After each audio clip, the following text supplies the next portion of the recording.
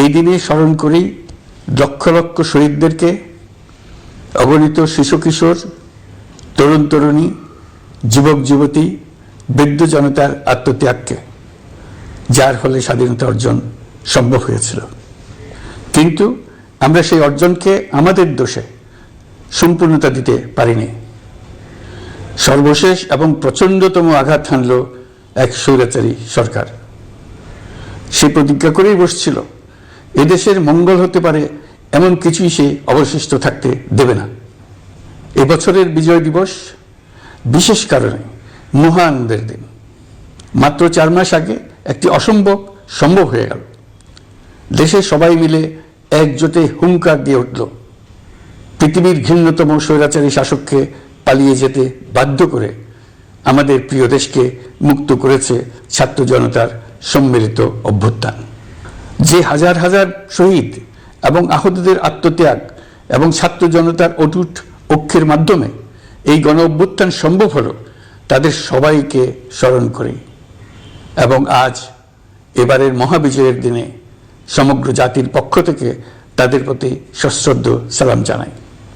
নাগরিক অধিকার ও মর্যাদা নিশ্চিতের জন্য, গণতন্ত্রের জন্য একটি বৈষম্যহীন দেশ গড়ার তাগিদে ছাত্র জনতা স্বৈরাচারীর রক্তচক্ষুকে উপেক্ষা করে রক্ত দিয়ে 4 মাস আগে নতুন বাংলাদেশ গড়ার জন্য যে ঐক্য গড়ে তুলেছিল, সে ঐক্য এখনো পাথরের মতো মজবুত আছে।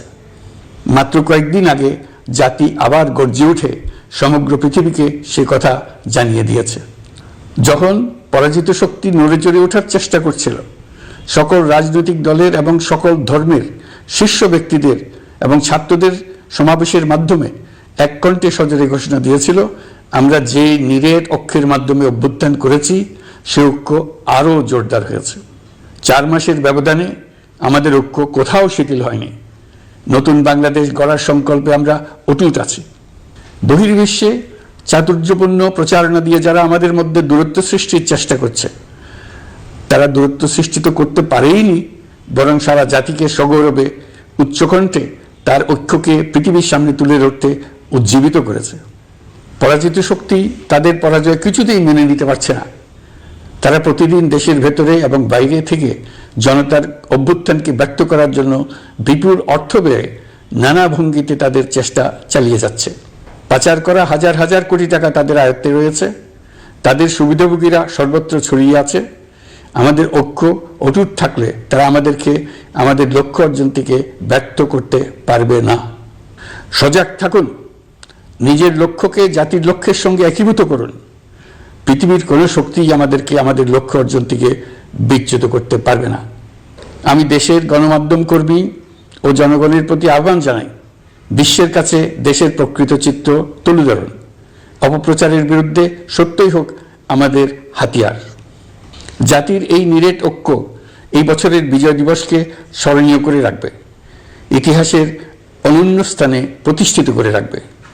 এই ঐতিহাসিক অর্জনের জন্য দলমত নির্বিশেষে দেশের সকল তরুণ তরুণী, যুবক যুবতী, বৃদ্ধ বৃদ্ধা সবাইকে আমার অভিনন্দন জানাচ্ছি। এই ঐক্যের জোরে আমরা আমাদের সকল সমস্যার দ্রুত সমাধান নিশ্চিত করতে পারব। এই বিজয় মাসে আমাদের গণ অভ্যুত্থানকে অভিনন্দন জানাবার জন্য, আমাদের বিজয় দিবসে যোগ দেবার জন্য ঢাকায় এসছেন পূর্ব তিমুরের রাষ্ট্রপতি, নোবেল শান্তি পুরস্কার বিজয়ী প্রেসিডেন্ট হোসে রামোস হর্তা। তিনি তার দেশের মুক্তিযুদ্ধে নেতৃত্ব দিয়েছেন। আমাদের দেশের মুক্তিযুদ্ধ তাকে অনুপ্রাণিত করেছিল। 2002 সালে পূর্ব তিমুর স্বাধীন রাষ্ট্র হিসেবে প্রতিষ্ঠিত হয়। এই প্রথমবারের মতো ইউরোপিয়ান ইউনিয়নের প্রায় সকল দেশের রাষ্ট্রদূতগণ একসঙ্গে ঢাকায় এসে সরকারের সঙ্গে বৈঠক করলেন। এই দেশগুলোর বেশিরভাগ দূতাবাস দিল্লিতে। তারা অনেকেই আগে কোনোদিন ঢাকায় আসেননি। এটি একটি ঐতিহাসিক ঘটনা। একত্রে ঢাকায় আসলেন শুধু এই বার্তা দেওয়ার জন্য যে ইউরোপীয় ইউনিয়ন বাংলাদেশকে সর্বোচ্চ সমর্থন ও সহযোগিতা দেওয়ার জন্য প্রস্তুত। অন্তর্বর্তীকালীন সরকারের সংস্কার উদ্যোগ এবং গণতান্ত্রিক পদ্ধতিতে নির্বাচনের প্রক্রিয়ার কথা আমি তাদেরকে জানিয়েছি। সেটিতে তারা পূর্ণ সমর্থন জানিয়েছেন এবং সরকারকে সর্বোচ্চ সহযোগিতা করবেন বলে জানিয়েছেন। বাংলাদেশের বিরুদ্ধে অপপ্রচার এবং ভুল তথ্য প্রচারের বিষয়েও আমি ইউরোপীয় ইউনিয়নের কূটনীতিকদের জানিয়েছি। ইউরোপীয় দেশগুলোর মধ্যে যাদের ভিসা অফিস নয়াদিল্লিতে আছে তাদেরকে ঢাকা বা অন্য কোনো প্রতিবেশী দেশে ভিসা অফিস নিয়ে আসার জন্য আমি অনুরোধ করেছি। আমি বলেছি, ইউরোপীয় দেশগুলোর বিশ্ববিদ্যালয়ে ভর্তির জন্য অনেক বাংলাদেশি শিক্ষার্থীর ভিসা পেতে সমস্যা হয়। তারা যদি ভিসা সেন্টার ঢাকায় নিয়ে আসেন তাহলে আমাদের ছেলে মেয়েদের ভোগান্তি কমে যাবে। এছাড়া অর্থনৈতিক ও সামাজিক ক্ষেত্রে তাদের সহযোগিতার মাত্রা বাড়ানোর বিষয়ে আমি আলাপ করেছি। বিশ্বব্যাংক সহ অন্যান্য সকল দাতা প্রতিষ্ঠানসমূহের কাছে আমাদের অর্থনীতির ভবিষ্যৎ সম্বন্ধে আস্থা প্রতিষ্ঠিত করতে অন্তর্বর্তীকালীন সরকার সক্ষম হয়েছে। তারা নতুন উদ্যোগে এবং নতুন উৎসাহে আমাদের সঙ্গে নতুন আর্থিক সম্পর্ক গড়ে তুলতে এগিয়ে এসছে। অর্থনীতির সাফল্যের ব্যাপারে দেশে এবং বিদেশে আস্থার সৃষ্টি হয়েছে।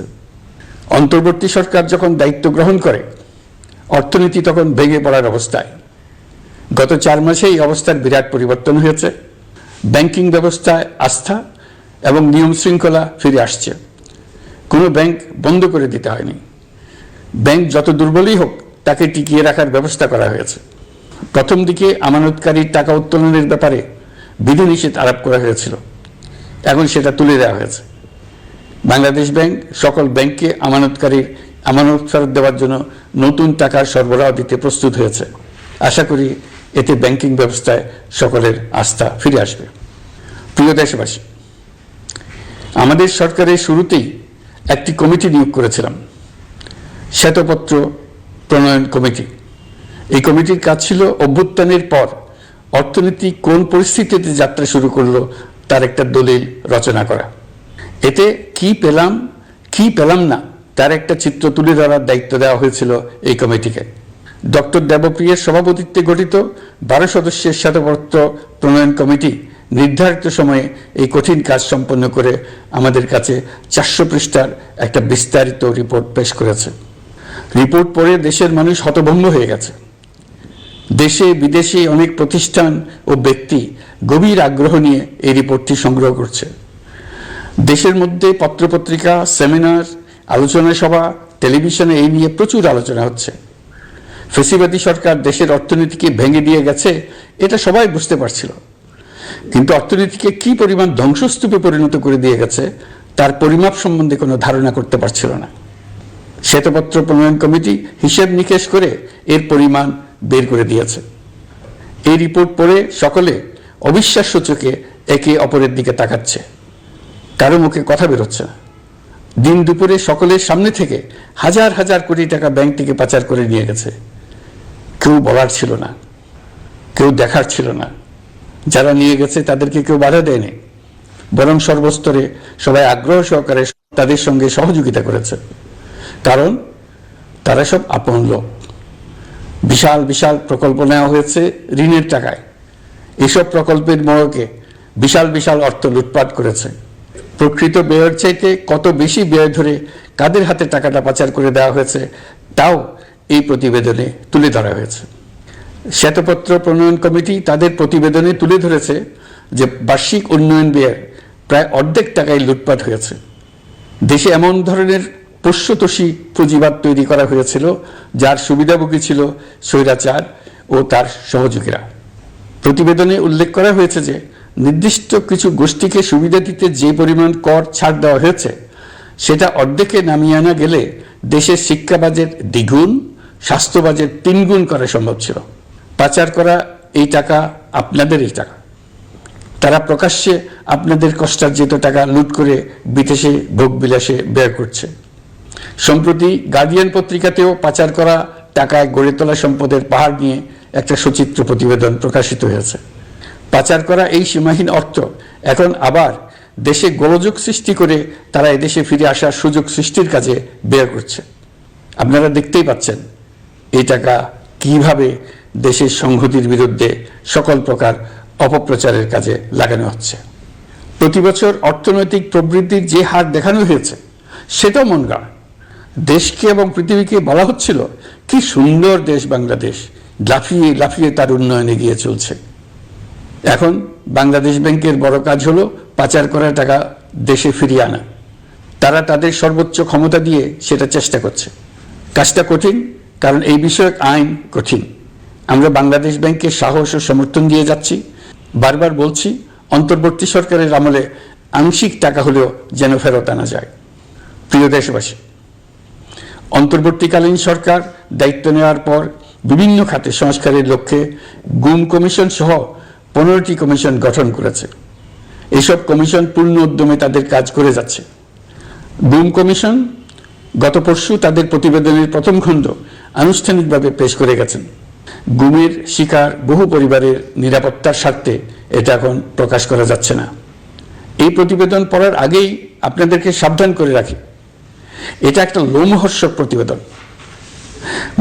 মানুষের প্রতি কি পরিমাণ নৃশংস হতে পারে এতে আছে তার বিবরণ, অবিশ্বাস্য বর্ণনা।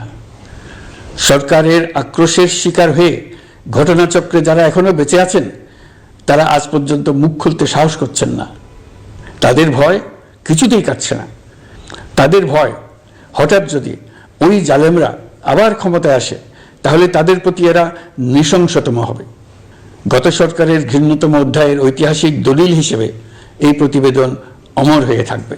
আমি আশা করছি কমিশনগুলো এখন থেকে নিয়মিতভাবে তাদের নির্ধারিত সময়ের মধ্যে তাদের প্রতিবেদন ও সুপারিশমালা পেশ করতে থাকবে। প্রিয় দেশবাসী, আমাদের সংস্কারের যে আকাঙ্ক্ষা সেটি বাস্তবায়নে প্রতিটি কমিশনই আমাদের জন্য গুরুত্বপূর্ণ। তবে নির্বাচন ব্যবস্থা সংস্কার ও সংবিধান সংস্কার কমিশনের কথা আমি একটু আলাদাভাবে বলতে চাই, কেননা এই দুটি কমিশনের সুপারিশের উপর প্রধানত নির্ভর করছে আমাদের আগামী নির্বাচন প্রস্তুতি ও তারিখ। এই প্রসঙ্গে বড় খবর হলো প্রধান নির্বাচন কমিশনার সহ নির্বাচন কমিশন গঠন করা হয়ে গেছে। কমিশন দায়িত্ব গ্রহণ করেছে। এখন থেকে তাদের হাতে দায়িত্ব ন্যস্ত হলো ভবিষ্যৎ সরকার গঠন করার প্রক্রিয়া শুরু করার। তারা তাদের প্রস্তুতির কাজ শুরু করেছেন। তাদের হাতে অনেক কাজ। প্রথমে সবচেয়ে বড় কাজ ভোটার তালিকা হালনাগাদ করা। এটা এমনিতেই কঠিন কাজ। এখন কাজটা আরো কঠিন হলো এই জন্য যে গত 3টা নির্বাচনে ভোটারদের অংশগ্রহণ করার সুযোগ ছিল না। ভোটার তালিকা যাচাই করার সুযোগ হয়নি কারণ। গত 15 বছরে যারা ভোটার হওয়ার যোগ্য হয়েছে তাদের সবার নাম ভোটার তালিকায় তোলা নিশ্চিত করতে হবে। এটা একটা বড় কাজ। ছাত্র জনতার অভ্যুত্থানের পর এখানে গলদ রাখার কোনো সুযোগ নেই। দীর্ঘদিন পর এবার বহু তরুণ তরুণী জীবনে প্রথমবারের মতো ভোট দেবে। অতীতে তাদেরকে সে অধিকার এবং আনন্দ থেকে বঞ্চিত করা হয়েছে। তাই এবারের নির্বাচনে তাদের ভোটদান একটি স্মরণীয় ঘটনা হয়ে থাকবে। এই অভিজ্ঞতাকে মসৃণ করার সমস্ত আয়োজন করতে হবে। আমার একান্ত ইচ্ছা এবারের নির্বাচনে প্রথমবারের তরুণ তরুণী ভোটাররা শতকরা 100 কাছাকাছি সংখ্যায় ভোট দিয়ে একটি ঐতিহ্য সৃষ্টি করুক। নির্বাচন কমিশন এবং সকল সামাজিক প্রতিষ্ঠান ও রাজনৈতিক দলের প্রতি আমার আহ্বান, সবাই মিলে আমরা যেন ওই লক্ষ্য অর্জনে নানা প্রকার সৃজনশীল কর্মসূচি গ্রহণ করি। এখন থেকে সবাই মিলে এমন একটা ঐতিহ্য সৃষ্টি করি যেন স্থানীয় নির্বাচন সহ সকল নির্বাচনে সকল কেন্দ্রে প্রথমবারের ভোটাররা 100% কাছাকাছি সংখ্যায় ভোটদান নিশ্চিত করবে। এটা নিশ্চিত করতে পারলে ভবিষ্যতে কোনো সরকার মানুষের ভোটাধিকার কেড়ে নেবার সাহস করতে পারবে না। নতুন ভোটার ছাড়াও যাদের আগে থেকে ভোটার তালিকায় নাম থাকার কথা ছিল তারা ভোটার তালিকায় আছে কিনা তা নিশ্চিত করতে হবে। বিশেষ মনোযোগ দিয়ে ভুয়া ভোটারদেরকে তালিকা থেকে বের করে দিতে হবে। এবার আমরা প্রবাসী বাংলাদেশিদেরকে ভোট দেওয়া নিশ্চিত করতে চাই। অতীতে আমরা এই ব্যাপারে অনেকবার আশ্বাসের কথা শুনেছি। এই সরকারের আমলে এটা যেন প্রথমবারের মতো বাস্তবায়িত হয়, এটা আমরা নিশ্চিত করতে চাই। এর জন্য একটা নির্ভরযোগ্য ব্যবস্থা করতে হবে। সবকিছুই সমসাপেক্ষ ব্যাপার। এর সঙ্গে যদি আমরা নির্বাচন প্রক্রিয়া আরো উন্নত করতে চাই, নির্বাচন সংস্কার কমিশনের সুপারিশমালা বাস্তবায়ন করতে চাই, তাহলে প্রয়োজনীয় সংস্কারের বিস্তৃতি ও গভীরতা অনুসারে নির্বাচন কমিশনকে সময় দিতে হবে। আমি সকল প্রধান সংস্কারগুলো সম্পন্ন করে নির্বাচন আয়োজন করার ব্যাপারে বরাবর আপনাদের কাছে আবেদন জানিয়ে এসেছি। তবে রাজনৈতিক ঐকমত্যের কারণে আমাদেরকে যদি অল্প কিছু সংস্কার করে ভোটার তালিকা নির্ভুলভাবে তৈরি করার ভিত্তিতে নির্বাচন সম্পন্ন করতে হয়, তাহলে 2025 সালের শেষের দিকে নির্বাচন অনুষ্ঠান হয়তো সম্ভব হবে। আর যদি এর সঙ্গে নির্বাচন প্রক্রিয়া এবং নির্বাচন সংস্কার কমিশনের সুপারিশের পরিপ্রেক্ষিতে এবং জাতীয় ঐকমত্যের ভিত্তিতে প্রত্যাশিত মাত্রার সংস্কার যোগ করি, তাহলে অন্তত আরও 6 মাস অতিরিক্ত সময় লাগতে পারে। মোটা দাগে বলা যায় 2025 সালের শেষ দিক থেকে 2026 সালের প্রথমার্ধের মধ্যে নির্বাচনের সময় নির্ধারণ করা যায়। প্রিয় দেশবাসী, যে কোনো সংস্কারের কাজে হাত দিতে গেলে রাজনৈতিক ঐকমত্যের প্রয়োজন। এই ঐকমত্যে পৌঁছানোর প্রক্রিয়া কি হবে? অন্তর্বর্তীকালীন সরকার এভাবে অগ্রসর হবার প্রস্তুতি নিচ্ছে। অন্তর্বর্তীকালীন সরকার প্রথম পর্যায়ে 6টি সংস্কার কমিশন গঠন করেছে, প্রতিবেদন পেশ করবে বলে আশা করি। আমরা এই 6 কমিশনের চেয়ারম্যানদের নিয়ে একটি জাতীয় ঐকমত্য গঠন কমিশন প্রতিষ্ঠা করার দিকে অগ্রসর হচ্ছে। এর কাজ হবে রাজনৈতিক দল সহ সকল পক্ষের সঙ্গে মতামত বিনিময় করে যে সমস্ত বিষয়ে ঐকমত্য স্থাপন হবে সেগুলো চিহ্নিত করা এবং বাস্তবায়নের জন্য সুপারিশ করা। যেহেতু জাতীয় ঐকমত্য প্রতিষ্ঠা করা অন্তর্বর্তীকালীন সরকারের অতি গুরুত্বপূর্ণ দায়িত্ব, তা বিবেচনা করে আমি এই কমিশনের চেয়ারম্যানের দায়িত্ব পালন করব। আমার সাথে এই কমিশনের সহসভাপতির দায়িত্ব পালন করবেন অধ্যাপক আলী রিয়াজ। কমিশন প্রয়োজন মনে করলে নতুন সদস্য কোঅপ্ট করতে পারবে। প্রথম 6টি কমিশনের চূড়ান্ত প্রতিবেদন পাওয়ার পর আগামী মাসেই জাতীয় ঐকমত্য গঠন কমিশন তার কাজ শুরু করতে পারবে বলে আমি আশা করছি। এই নতুন কমিশনের প্রথম কাজ হবে নির্বাচন অনুষ্ঠানের জন্য যে সমস্ত সিদ্ধান্ত জরুরি সেই সমস্ত বিষয়ে তাড়াতাড়ি ঐকমত্য সৃষ্টি করা এবং সকলের সঙ্গে আলোচনা করে কোন সময় নির্বাচন অনুষ্ঠান করা যায় সেই ব্যাপারে পরামর্শ চূড়ান্ত করা। প্রিয় দেশবাসী, নির্বাচন আয়োজন ও সংস্কার ছাড়াও আপনারা আমাদের উপর অনেকগুলো দায়িত্ব দিয়েছেন। এর মধ্যে রয়েছে অর্থনীতি পুনরুদ্ধার ও মানুষের জীবনমান উন্নয়ন। ফ্যাসিবাদী সরকারের কাছ থেকে আমরা বিপর্যস্ত এক অর্থনীতি পেয়েছি। আমাদের বৈদেশিক রিজার্ভ তলানিতে গিয়ে থেকেছিল। 2024 সালের নভেম্বরে রপ্তানি আয়ের পরিমাণ ছিল $4.12 বিলিয়ন, যা আগের মাসের তুলনায় 15.63% বেশি। সামগ্রিকভাবে 2024 সালের জুলাই নভেম্বর সময়কালে রপ্তানি $16.11 বিলিয়ন পৌঁছেছে। গত বছর একই সময়ে রপ্তানি আয় ছিল $14.34 বিলিয়ন। বছরের হিসাবে এই প্রান্তিকে রপ্তানি আয়ের প্রবৃদ্ধি 12.34%। বৈদেশিক মুদ্রার রিজার্ভ $19 বিলিয়ন পৌঁছেছে। এসবের মাধ্যমে আমাদের অর্থনীতি ঘুরে দাঁড়াতে শুরু করেছে, পরিস্থিতির উন্নতি হচ্ছে। গার্মেন্টস শ্রমিক ভাই বোনেরা বাংলাদেশের অর্থনীতির অন্যতম চালিকা শক্তি। তাদের বার্ষিক মজুরি 9% বাড়ানোর সিদ্ধান্ত হয়েছে। মূল্যস্ফীতির বিষয়টি বিবেচনা করে শ্রমিক ইউনিয়ন মালিক পক্ষের সঙ্গে আলোচনার ভিত্তিতে এটি নির্ধারণ করা হয়েছে। মূল্যস্ফীতি নিয়ন্ত্রণে সরকার আন্তরিকভাবে কাজ করছে, স্বীকার করতে দ্বিধা নেই। এক্ষেত্রে কাঙ্ক্ষিত সাফল্য আমরা এখনো পাইনি, তবে আমার বিশ্বাস মূল্যস্ফীতি শিগগিরই কমে আসবে। গত কয়েক মাসে বাজারে কিছু পণ্যের দাম বেড়েছে। আমরা সরবরাহ বাড়িয়ে, আমদানিতে শুল্ক ছাড় দিয়ে, মধ্যস্বত্বভোগীদের দৌরাত্ম্য কমিয়ে এবং বাজার তদারকির মধ্য দিয়ে জিনিসপত্রের দাম কমিয়ে আনার চেষ্টা করছি। পরিবহন খাতে চাঁদাবাজি এখনও পুরোপুরি বন্ধ করা যায়নি। এটা সম্ভব হলে আমরা আশা করি জিনিসপত্রের দাম আরও কমে আসবে।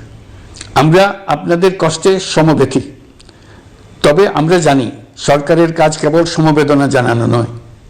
আমরা আপনাদের কষ্ট কমিয়ে আনতে সকল রকম চেষ্টা চালিয়ে যাচ্ছি।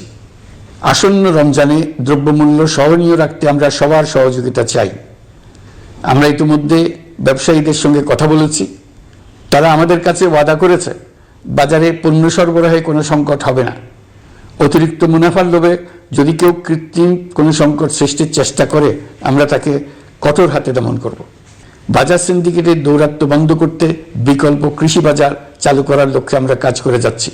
প্রিয় দেশবাসী, হত্যাযজ্ঞের সাথে জড়িত পতিত স্বৈরশাসক ও তার দোসরদের বিচার কার্যক্রম এগিয়ে চলছে। এই জন্য আন্তর্জাতিক অপরাধ ট্রাইব্যুনাল আইন সংশোধন করা হয়েছে। বিচার প্রক্রিয়ার স্বচ্ছতা নিশ্চিত করার জন্য আসামিদের বিদেশি আইনজীবী নিয়োগের সুযোগ দেওয়া হয়েছে। আত্মপক্ষ সমর্থনের সব ধরনের সুযোগ তারা পাবেন। বিচার প্রক্রিয়া সাংবাদিক, মানবাধিকার কর্মী ও অন্যান্য পর্যবেক্ষকদের জন্য উন্মুক্ত রাখা হয়েছে। বিচারের যে কোনো অংশ চাইলে যে কেউ রেকর্ড করার সুযোগ পাবেন। আইসিসি প্রসিকিউটর করিম খান সম্প্রতি আমার সাথে দেখা করেছেন। তিনি আইসিটি প্রসিকিউটর এবং অন্যান্য কর্মীদের প্রশিক্ষণ দিতে সম্মত হয়েছেন এবং আইসিটিকে আন্তর্জাতিক মানে উন্নীত করার সহায়তা দিতে প্রতিশ্রুতি দিয়েছেন। আলাদাভাবে আমরা গণহত্যাকারীদের বিরুদ্ধে আন্তর্জাতিক অপরাধ আদালতে মানবতা বিরোধী অপরাধের মামলা করব বলে তাকে জানিয়েছে। প্রিয় দেশবাসী, জুলাই বিপ্লবে বাংলাদেশের ছাত্র শ্রমিক জনতা মিলে যে অসাধ্য সাধন করেছে তার অন্যতম শক্তিশালী ভূমিকায় ছিল এদেশের নারীরা। ফেসিবাদী শক্তির প্রাণঘাতী অস্ত্রের সামনে হিমালয়ের মতো দাঁড়িয়েছিল আমাদের মেয়েরা। স্কুল, কলেজ, বিশ্ববিদ্যালয়ের ছাত্রী, শিক্ষক, অভিভাবক, চাকরিজীবী, শ্রমজীবী, সকল পেশার, সকল বয়সের নারীরা এই আন্দোলনে বিরাট ভূমিকা রেখেছে। এই বছর বেগম রোকেয়া দিবসে দেশ জুড়ে আন্দোলনে নারীদের আত্মত্যাগ ও ভূমিকার বিষয়ে বড় আকারে আলোচনা হয়েছে। ওই দিন জুলাই কন্যারাও ঘোষণা দিয়েছে তারা তাদের কথা কাউকে ভুলে যেতে দেবে না। অন্তর্বর্তীকালীন সরকার নারী অধিকার রক্ষায় নারী বিষয়ক সংস্কার কমিশন করেছে। শিগগিরই তারা তাদের রিপোর্ট দেবে।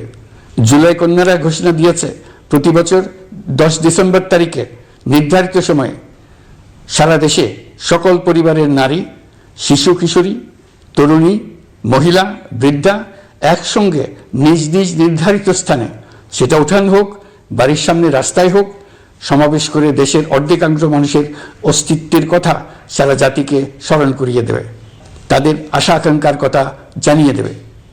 যেই তরুণীরা জুলাই আন্দোলনে সামনের সারিতে থাকলো তারা নতুন বাংলাদেশ গড়ার প্রত্যয় থেকে আর কোনোদিন সরে যাবে না। তারা শুধু নতুন বাংলাদেশ নয়, নতুন এক পৃথিবী গড়ে তোলার মহাকর্মযজ্ঞে বাংলাদেশের সকল বয়সের নারীদের সঙ্গে নিয়ে নেতৃত্ব দেবে। সবশেষে এই বিজয়ের মাসে আমি বাংলাদেশের দল, মত, জাতি, ধর্ম, বর্ণ, বয়স নির্বিশেষে সবাইকে ঐক্যবদ্ধ থাকার আহ্বান জানাচ্ছি। শক্তিশালী স্বৈরাচারী সরকারকে জাতীয় ঐক্যের মাধ্যমেই আমরা হটাতে পেরেছি। তারা এখনো সর্বশক্তি দিয়ে জাতিকে বিভক্ত করার চেষ্টা চালিয়ে যাচ্ছে। সাম্প্রদায়িক রাজনীতির মাধ্যমে জাতীয় ঐক্যকে নস্যাৎ করতে চাচ্ছে, একের প্রতি অন্যের বিষ উগড়ে দিতে চাচ্ছে। তাদের এই হীন প্রচেষ্টাকে কোনোভাবেই সফল হতে দেবেন না। প্রিয় দেশবাসী, এটা আমাদের বিজয়ের মাস। 16 ডিসেম্বরে যুদ্ধ জয় করে পৃথিবীর বুকে বাঙালি জাতির একটা স্বাধীন রাষ্ট্র প্রতিষ্ঠার মাস, শত্রুকে চূড়ান্তভাবে পরাজিত করার মাস, নিজের শক্তিকে আবিষ্কার করার মাস। এই বিজয়ের মাসে আমরা সকল প্রস্তুতি নিয়ে দৃঢ় পদক্ষেপে নতুন বাংলাদেশ গড়ার যাত্রা শুরু করলাম। এই যাত্রা শুভ হোক, গন্তব্যে পৌঁছানো নিশ্চিত ও আনন্দদায়ক হোক। বিজয়ের মাস হোক নারী, পুরুষ, ধর্ম, বর্ণ, রাজনৈতিক পরিচয় নির্বিশেষে জাতির মহা ঐক্যের মাস। বিজয়ের মাস হোক ছাত্র জনতার অভ্যুত্থানকে স্মরণ করে নতুন বাংলাদেশ গড়ার শপথ দৃঢ়তার সঙ্গে পুনর্ব্যক্ত করার মাস। বিজয়ের মাস হোক নতুন বাংলাদেশ গড়ার লক্ষ্যে তরুণদের প্রচণ্ড দুঃসাহস প্রকাশের মাস। বিজয়ের মাস হোক নাগরিকদের পরস্পরের মধ্যকার সম্পর্ক স্থায়ীভাবে ভয়বিহীন থাকবে এমন এক সমাজ গড়ার মাস। সংখ্যালঘুদেরকে সংখ্যাগরিষ্ঠদের ভয়ে ভীত হতে হবে না, নারীকে পুরুষের ভয়ে ভীত হতে হবে না, বিত্তহীনকে বিত্তবানদের ভয়ে ভীত হতে হবে না, নিজের মত প্রকাশে কারো ভয়ে ভীত হতে হবে না। বিজয়ের মাস হোক অসম্ভবকে সম্ভব করার প্রতিজ্ঞা নেবার মাস। প্রিয় দেশবাসী, শিশু, কিশোর কিশোরী, তরুণ তরুণী, ছাত্রছাত্রী, বয়স্ক, বৃদ্ধ, পুরুষ, নারী, আসুন আমরা প্রাণ ভরে বিজয়ের মাস উদযাপন করি। সকলকে বিজয়ের মাসের শুভেচ্ছা জানাচ্ছি। এই বিজয়ের মাস জাতির জন্য এক নতুন দিগন্তের সৃষ্টি করুক। আপনাদের সবাইকে আবার আমার সালাম জানাচ্ছি। আসসালামু আলাইকুম। মহান আল্লাহ আমাদের সহায় হন। আল্লাহ হাফেজ।